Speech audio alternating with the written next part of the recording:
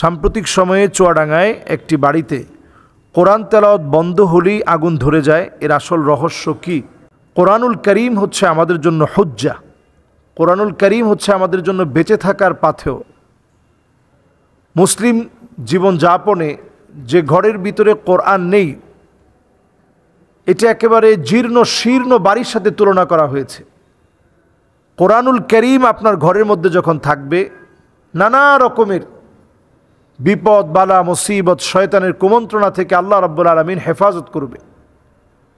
বাইতুল খারাব হচ্ছে ওই ঘর, যে ঘর কোরআনুল করিমের তেলাওয়াত শূন্য ঘর। প্রতিদিন কোরআনুল করিমকে তেলাওয়াত করেন, 10টা আয়াত হলেও পড়ার চেষ্টা করেন। কোরআনুল করিমের 10টা আয়াতও যদি আপনি তেলাওয়াত করেন, এটা আমার আপনার মুক্তির পাথেও হতে পারে, একটা আয়াতও হতে পারে। যেমন এই শেষ জামানার ফিতনার সময়ে দাজ্জালের ফিতনা থেকে বাঁচার জন্যে সূরা কাহফের প্রথম 10টি আয়াত পড়ুন, যেটি আপনাকে রিজিক হিসেবে, খাবার খেলে যেভাবে আপনি সুস্থ থাকেন, শরীরে শক্তি যোগায়, এই 10টি আয়াত আপনার শরীরে শক্তি যোগাবে। এই জন্য এই আয়াতে কারিমাগুলো তেলাওয়াত করা। চুয়াডাঙ্গায় যে ঘটনাটি ঘটেছে, এটা হতে পারে এরকম কোনো ব্ল্যাক ম্যাজিক, কালো জাদু করার মধ্য দিয়ে এই ঘরে ক্ষতি করার চেষ্টা করা হয়েছে। যেই ক্ষতি নেবানোর জন্য কোরআনুল করিমের তেলাওয়াতই যথেষ্ট। কোরআনুল করিমের এই তেলাওয়াত যুগে যুগেই নবী আলাইহিস সালাতু ওয়াস সালাম থেকে প্রমাণিত মহাসত্য। লাবিদ বিন আসাম নবীজিকে যখন কালো জাদু করলেন, এই কালো জাদু করার পর 6 মাস নবীজি অসুস্থ ছিলেন। নবীজি স্ত্রীদের কাছে গেলে আম্মাজানদের কাছে যেতেন, কিন্তু মনের ইচ্ছাটা নবীজি পুরা করতে পারতেন না, এত দুর্বল হয়ে পড়েছিলেন। এরপরে সূরা ফালাক এবং নাসের মধ্য দিয়ে আল্লাহ রাব্বুল আলামিন লাবিদ বিন আসামের এই জাদু থেকে আল্লাহ তাআলা হেফাজত করেছেন। তো এই ঘরের মধ্যেও এমন কোনো জাদু থাকতে পারে, যেই জাদুর বদ প্রভাবের কারণে বিভিন্ন জায়গায় আগুন ধরে যাচ্ছে, আসবাবপত্রের মধ্যে আগুন ধরে যাচ্ছে, জায়গায় জায়গায় আগুন ধরে যাচ্ছে, যেটা কল্পনাও করা যায় না। ফ্রিজের ভিতরে আগুন ধরে যাচ্ছে, খাটের ভিতরে আগুন ধরে যাচ্ছে, তোশকের ভিতরে আগুন ধরে যাচ্ছে, এমনকি বিভিন্ন আসবাবপত্র সবগুলো জ্বলে যাচ্ছে, পুড়ে যাচ্ছে। এই যে অবস্থা, এই অবস্থা বোঝা যায় যে যে কোনো একটা কালো জাদুর প্রভাবে এই জাতীয় ঘটনা ঘটতে পারে। এক্ষেত্রে কোরআনুল করিম আপনারা তেলাওয়াত ছেড়ে রাখুন, সূরা বাকারা তেলাওয়াত ছেড়ে রাখেন, নিজেরা পড়ার চেষ্টা করেন। আয়াতুল কুরসি প্রতিনিয়ত পড়েন, আমল করার চেষ্টা করেন। ভালো কোনো রাকি, যিনি স্পেশালিস্ট রয়েছে, এমন কোনো রাকিকে দিয়ে এই বিষয়টা ঝাড়ানো যেতে পারে।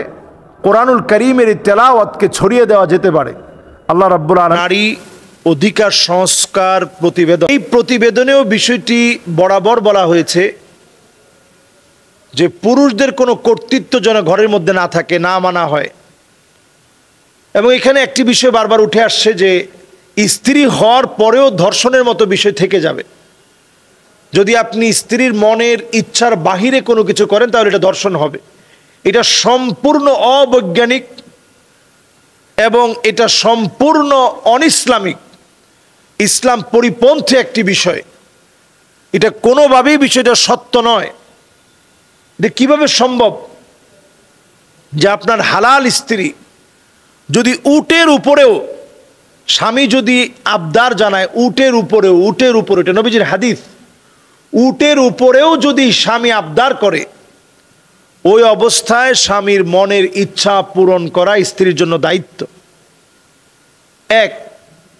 2 নম্বর বিষয় হচ্ছে, স্ত্রী যদি স্বামীর এই কথাকে উপেক্ষা করে ঘুমিয়ে যায়, তাহলে ফেরেশতারা লানত দিতে থাকে। 2 নম্বর বিষয়।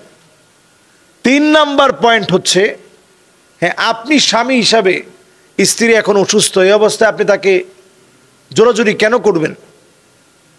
জোরাজুরি করা দরকার নেই। নবী আলাইহিস সালাতু ওয়াস সালামের পারিবারিক জীবনটা আপনারা ঘেটে দেখেন, পড়ে দেখেন, এখানে জোরাজুরির কোনো সুযোগ নেই। সাংসারিক জীবনের এই সুখময় পরিবেশটা তত সুখময় হবে যত বেশি স্বাচ্ছন্দ্যের মধ্যে এই সম্পর্ক স্থাপন হবে তত বেশি সুখময় হবে। কিন্তু আমরা এটাকে ক্রমান্বয়ে দিনের পর দিন আমরা এটাকে জটিল করে ফেলছি। কিভাবে জটিল করছি?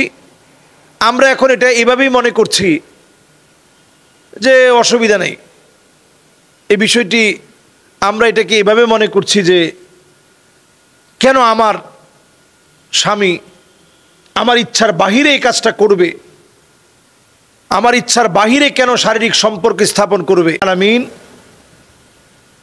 স্বামী আর স্ত্রীর সম্পর্কটাকে এতটা সওয়াবের বিষয় বানিয়েছেন। প্রত্যেকবার স্বামী স্ত্রী যখন মিলিত হয় এর মধ্যে সওয়াব রয়েছে, এবং এটা সাদাকা, দান করলে যেমন সওয়াব হয় এটাও এরকম সওয়াবের কাজ। শুধু তাই না, স্বামী স্ত্রীর সম্পর্কটা এতটাই দামি, সওয়াব যেমন অর্জিত হয়, পাশাপাশি স্ত্রীর দিকে তাকালে সওয়াব হয়, হাতটা ধরলে সওয়াব হয়। সাংসারিক জীবনকে সুখময় করতে এই বিষয়টাকে আপনারা এমন বানায় নেবেন না যেটা একটা বোঝা, এটা আমি আমার কাঁধের মধ্যে চাপিয়ে নিলাম। এটা খুব স্বাভাবিক একটা বিষয়। তো এটাকে নারীবাদীরা এখন একটা কষ্টের কারণ বানিয়ে দিয়েছে যে এই তো আলেমরা এখন এটা করতেছে, এই তো আলেমরা সেটা করতেছে, এটার কারণে এটা হচ্ছে, এটার কারণে এটা হচ্ছে। এটাকে এইভাবে চিন্তা না করে বরং বিষয়টাকে সহজভাবে চিন্তা করা। আল্লাহ তাআলা সারা দুনিয়ার একটা ব্যালেন্স করেছেন। এই দুনিয়া ব্যালেন্স করার পিছনে অনেক বিষয় আল্লাহ রাব্বুল আলামিন রেখে দিয়েছেন। স্বামী স্ত্রী আল্লাহ রাব্বুল আলামিনের এই ব্যালেন্সের ভিতরে এমন একটা ব্যালেন্স, আদম আলাইহিস সালাতু ওয়াস সালাম যখন দুনিয়ায় একা ছিলেন, খুলিকনা মিন দিলইন ওয়া মিন আলাহা, ওনার বাম পাজরের সবচেয়ে উঁচার বাঁকা হাত থেকে আম্মাজানকে হাওয়া আলাইহিস সালামকে আল্লাহ তাআলা সৃষ্টি করলেন। আদম আলাইহিস সালামের মন ভালো হয়ে গেল, একজন সঙ্গিনী পেলেন। তো স্বামী স্ত্রী একে অপরের জন্য মন ভালো করার আপন সঙ্গিনী। এই জন্য কোরআনুল কারীম আল্লাহ তাআলা শব্দ চয়ন করেছেন। কোরআনুল কারীমের শব্দ চয়ন হচ্ছে হুন্না লিবাসুল লাকুম ওয়া আনতুম লিবাসুল লাহুন্না। একে অপরকে পোশাকের মতো জড়িয়ে রাখবে। পোশাক কেমন? যেটা শরীর থেকে সরিয়ে নেওয়া যায় না, টেনে যেটাকে খুলতেও সময় লাগে, এইরকম পোশাকের মতো স্বামী তার স্ত্রীকে জড়িয়ে রাখবে, সম্পর্ক হবে এমন। আমাদের দেশে দেখতেছি ইদানিং অনেকগুলো মামলা এমন হয়েছে যে স্ত্রী মামলা করেছে যে আমাকে ধর্ষণ করেছে। মাআযাল্লাহ, এটা অত্যন্ত লজ্জাজনক এবং পুরুষদের জন্য অত্যন্ত অপমানজনক এবং চরম ইসলাম বিদ্বেষী একটা কথা। এটি হারাম কথা। এক কথায় মুসলিম হিসাবে আমরা এটার বিরুদ্ধে অবস্থান নিতে হবে, কথা বলতে হবে, মানুষকে সচেতন করতে হবে। আল্লাহ আমাদেরকে তৌফিক দান করুক।